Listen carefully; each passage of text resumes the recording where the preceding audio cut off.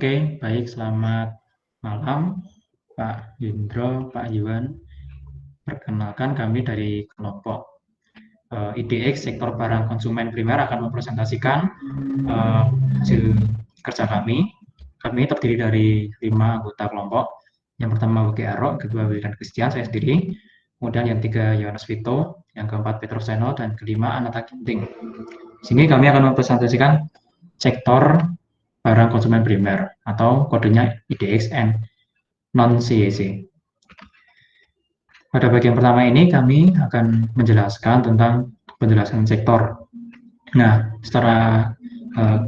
kalau disimpulkan secara ringkas, sektor ini bergerak pada bidang konsumen primer.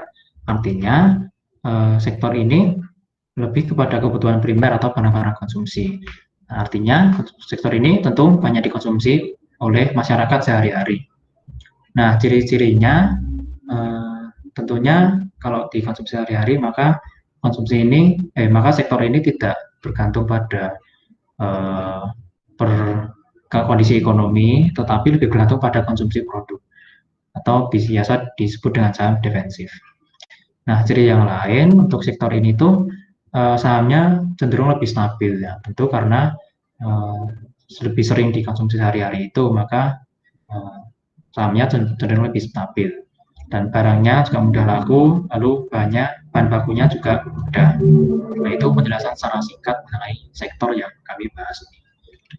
Nah, lalu berikutnya ini ada beberapa bagian di sektor konsumen primer ini.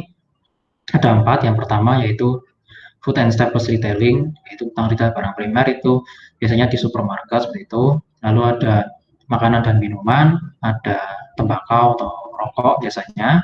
Lalu non durable household product atau produk yang itu tidak tahan lama atau bisa biasa dikonsumsi hanya beberapa saat saja, dan setelah maksudnya mudah habis. Seperti itu penjelasan untuk produknya. Berikutnya akan dijelaskan oleh Rexi. Di sini lini usaha dan produk jasa. Di sini kami memilih 5 emiten, yaitu Indofood, Indofood CBP, Mayora, Unilever, dan Ultra Jaya. Karena di sini kita pilih karena produknya mudah ditemukan, yang bisa kita temukan di berbagai banyak supermarket dan minimarket. Dan kedua, mereka memproduksi bahan makanan dan minuman dan kebutuhan harian yang biasa kita makan dan kita gunakan setiap hari.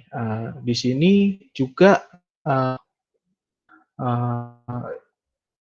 Ulta itu tidak memiliki lini bisnis dan hanya berfokus pada bisnis minuman saja. Next. Ya, oke. Nah, kita langsung saja masuk ke dalam analisis fundamentalnya. Yang pertama, ini adalah ROE, Ratio of Equity, Return of Equity. Ini adalah ROE untuk kelima emiten. Di sini dapat kita lihat bahwa rasio antara laba bersih dengan ekuitas pada saham paling signifikan meningkat itu adalah UNVR. Jadi lihat bahwa tahun terakhir, tahun 2020 itu ROE-nya adalah 105 dibandingkan dengan rata-ratanya yang hanya 50. Kemudian yang paling menurun itu adalah INDF. Karena dia ROE-nya 11%, itu lebih kecil dibandingkan dengan rata-rata historisnya yaitu 13%. Next. Kemudian DER. Nah, untuk nilai DER ini dia semakin besar maka akan semakin kurang baik ya, karena ini mencerminkan hutang dalam perusahaan tersebut. Bisa kita lihat bahwa nilai DER pada tahun terakhir ICBP itu 123. Tentu hal ini jauh lebih besar daripada rata-rata historis pada ICBP ini. Kemudian untuk nilai dari yang paling kecil itu ada WLTJ, karena dia hanya 0,37, jauh lebih kecil daripada rata-rata historisnya yaitu 1,61. Next. Lalu selanjutnya ada NPM, Net Profit Margin ya. Nah, di sini rasio kemampuan perusahaan dalam menghasilkan keuntungan bersih setelah dipotong pajak itu yang paling tinggi dipegang oleh UNVR dengan rata-ratanya 17,98. Kemudian untuk menghasilkan kemampuan perusahaan dalam menghasilkan keuntungan bersih setelah dipotong pajak paling rendah itu ada pada INDF dengan rata-ratanya 7,65. Lanjut. Nah, ini kemudian kami menggunakan rasio dividend yield. Di sini dividend yield-nya dengan kenaikan paling tinggi itu ada pada INDF ya. Bisa kita lihat di situ 3,6 dalam persen ya ini. Kemudian dividen yield-nya dengan kenaikan paling rendah itu ada pada WLTJ, yaitu 0,7%. Lanjut. Nah, kemudian untuk rasio EPS atau earning per share, itu pendapatan yang diperoleh setiap lembar saham paling tinggi dipegang oleh INDF dengan rata-ratanya 509. Kemudian untuk pendapatan yang diperoleh setiap lembar atau IPS paling rendah itu berada pada WLTJ dengan rata-ratanya 82,5. Lanjut. Oke, rasio yang berikutnya adalah PER. Nah, di sini rasio harga saham di bursa dengan laba bersih per saham paling rendah ada pada INDF, yaitu 13,4875, ya kan? Kemudian untuk rasio harga saham di bursa dengan laba bersih paling tinggi itu ada di UNVR, yaitu rata-ratanya 201,2975. Lanjut. Oke, yang terakhir ada rasio PBV. Nah, di sini kita dapat melihat bahwa harga saham itu yang masih wajar karena PBV tahun terakhir di bawah rata-rata PBV historis itu yaitu adalah INDF ya. Karena rata-rata PBV historis INDF itu 1,6, sedangkan untuk tahun terakhir itu 1,47. Lalu untuk yang harga sudah tidak wajar dibeli lagi itu UNVR karena jauh sangat tinggi melebihi rata-rata PBV historisnya, yaitu sudah berada di angka 50 dibandingkan dengan harga rata-rata historisnya yaitu 31. Lanjut. Baik, di sini saya akan menjelaskan emiten yang terbaik menurut dari ranking 1 hingga ke ranking 5. Jadi untuk yang ranking pertama yaitu adalah NDF, dia lebih ke debt value, lebih besar daripada yang lain, EPS, serta BBV. Selanjutnya yang ranking kedua adalah UNFR dengan nilai yang paling tinggi di ROE serta NPM dan PERS. Yang ranking ketiga yaitu adalah ICBP.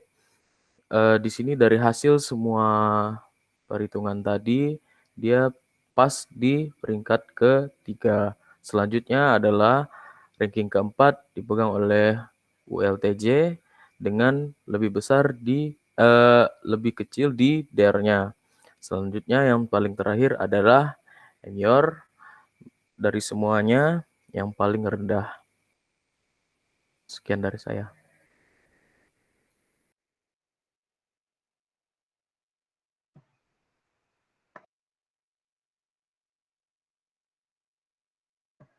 Analisis harga saham berdasarkan analisa fundamental.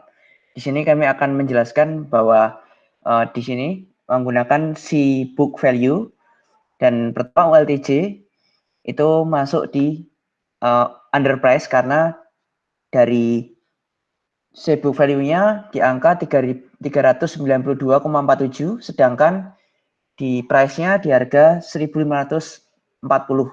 Kemudian di ICBP ini lumayan overpriced karena dari si book value-nya dia di angka 2.436, sedangkan di price-nya dia terlalu besar di angka 8.825. Jadi mungkin ini bisa ditahan dulu untuk membeli. Oke, next. Kemudian INDF ini lumayan overpriced, namun bisa untuk dibeli karena dia di si book value-nya di angka 4.500, sedangkan di price-nya di angka 6.700. Jadi mungkin masih bisa layak dibeli. Kemudian Mior di si book value-nya di angka 472, sedangkan price-nya di angka 2.530. Jadi mungkin ini juga bisa dipertimbangkan untuk dibeli, apalagi sekarang sudah mau bulan Ramadan, jadi mungkin bisa dipertimbangkan kembali. Kemudian yang terakhir UNVR di si book value di angka 129, sedangkan price-nya di angka 6.475. Ini menandakan bahwa kita belum cukup untuk membeli ini karena ini terlalu overpriced dari segi price di market daripada si book value-nya. Mungkin next. Ya, sedikit menambahkan, data-data yang kami ambil tadi sepenuhnya diambil dari Angle Stock, seperti itu. Sumber datanya dari itu. Kemudian ini dari analisis dividend yield.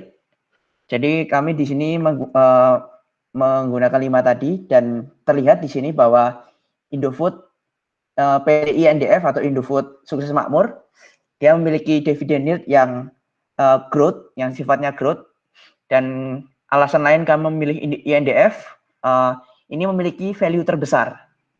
Dan ini cocok untuk kelompok kami yang menggunakan value investing. Sedangkan kenapa tidak menggunakan, kita tidak memilih UNVR, karena UNVR sendiri lebih cocok ke bagian investing.